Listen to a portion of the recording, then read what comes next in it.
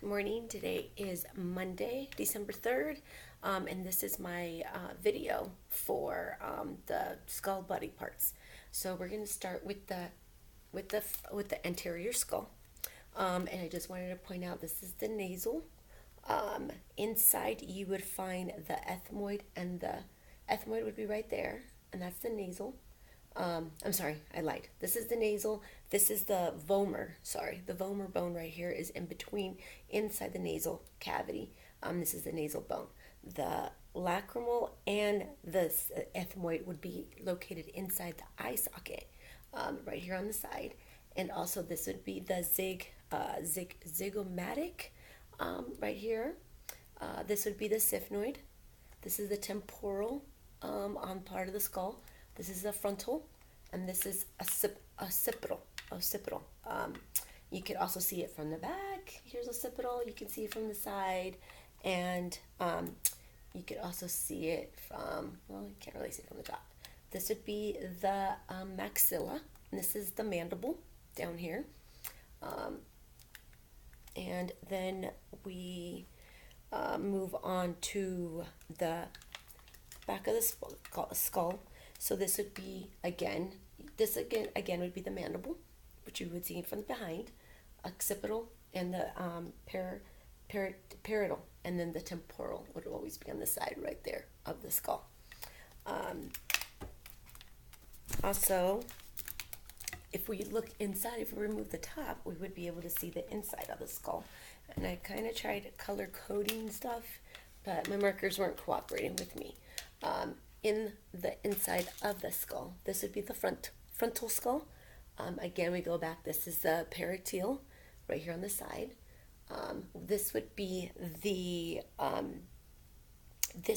considered the ethmoid bone right there, and then this is the sigmoid bone, right here. These two would be the sigmoid bone. That would be the ethmoid bone. Also, you would be able to see, let's see what else is in here.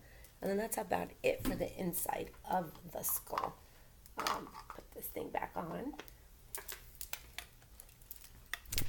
The one thing I think I may have missed, nothing. Honestly, I think I pretty much got it all right here. I tried to outline the sutures of the skull, but it was kind of hard to do all that, so my apologies. We're going to move on back to the vertebrae column. So the vertebrae would be all of this right here, the back of the spine, the atlas and the axis. So the axis would be the C1, the atlas would be the C2. The first from C1 to C7 would be considered your cervical vertebrae. From T1 to T12, all of these right here, this would be your thoracic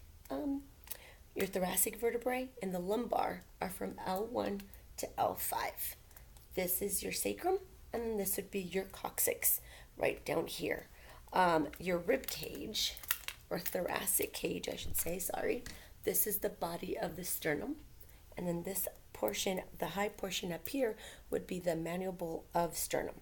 Now, your true ribs are always the first through 7, so 1, 2, 3, 4, 5, 6, 7. After that would be your false ribs, would be 8, 9, and 10, and then 11 and 12 would be your floating ribs. And also the pectoral girdle right here would be the upper limbs. We're looking at the clavicle, which is right here on the right and on the left. The scapula, again, right and left. And then we are looking at the humerus bone, which is the long bone right here. And then the radius is always, I would always say, remember it by my pinky. The ulna is always down my thumb. Easy for me to remember, easiest way for me to remember, I should say. Now, the wrist and the hand, I kind of had a little bit of a trouble. It's just hard for me to point it out since it's so tiny, but I'll try my best. The metacarpals are right here. This would be more towards the knuckle portion of the hand. The phalanges are basically all your fingers. The hand and wrist consist of a lot of little bones. So we have the physmoid, which is kind of hard to look at right here. But we have all this little area that would consist of your capitate, your hamate, your scaphoid, your transemium, your trapezoid, your physiform, and the other one with the trichinellum. Sorry if I totally did not say that properly. But that would consist of your wrist right there. So then we move on to the pelvic area. This is your ilium, which would be this area, these bones, this big, nice looking Dumbo ear looking bones. Right here would be your pelvic bone, and your ischium is right here, would be this down here. This would be your femur. This would be the long bone right here. And then down here, we move down to your fibia and your tibia right here. So this is your tibia, and the fibia is right there. Again, small pinky toe, fibia, big great toe would be your tibia. We move on down to the foot for this portion, and let's take Mr. Bones off of this so we can do it a little easier. So, sorry. So this right here would be called the calcaneus. This is your talus right here. This portion right here where the blue is. The purple right there is the navicular bone. Sorry, no, it's not that great. And then we have your medial, intermediate, and lateral cuneiform. So medial would be right here, more towards your great bone.